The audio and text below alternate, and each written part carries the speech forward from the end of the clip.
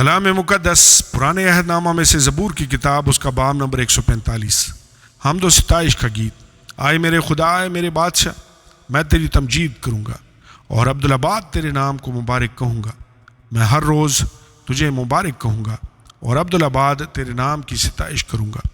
خداوند بزرگ اور بے حد ستائش کے لائق ہے، اس کی بزرگی ادراک سے باہر ہے۔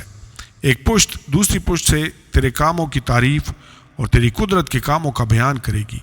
میں تیری عظمت کو جلالی شان پر اور تیرے عجائب پر غور کروں گا، اور لوگ تیری قدرت کے ہولناک کاموں کا ذکر کریں گے، اور میں تیری بزرگی بیان کروں گا۔ وہ تیرے بڑے احسان کی یادگار کا بیان کریں گے اور تیری صداقت کا گیت گائیں گے۔ خداوند رحیم اور کریم ہے، وہ قہر کرنے میں دھیما اور شفقت میں غنی ہے۔ خداوند سب پر مہربان ہے اور اس کی رحمت اس کی ساری مخلوق پر ہے۔ اے خداوند، تیری ساری مخلوق تیرا شکر کرے گی اور تیرے مقدس تجھے مبارک کہیں گے۔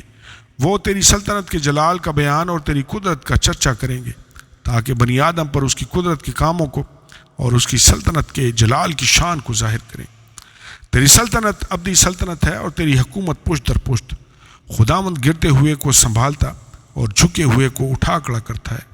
سب کی آنکھیں تجھ پر لگی ہیں، تو ان کو وقت پر ان کی خوراک دیتا ہے۔ تو اپنی مٹھی کھولتا ہے اور ہر جاندار کی خواہش پوری کرتا ہے۔ خداوند اپنی سب راہوں میں صادق اور اپنے سب کاموں میں رحیم ہے۔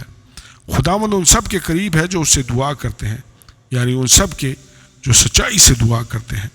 جو اس سے ڈرتے ہیں وہ اس کی مراد پوری کرے گا، وہ ان کی فریاد سنے گا اور ان کو بچا لے گا۔ خداوند اپنے سب محبت رکھنے والوں کی حفاظت کرے گا، لیکن سب شریروں کو ہلاک کر ڈالے گا۔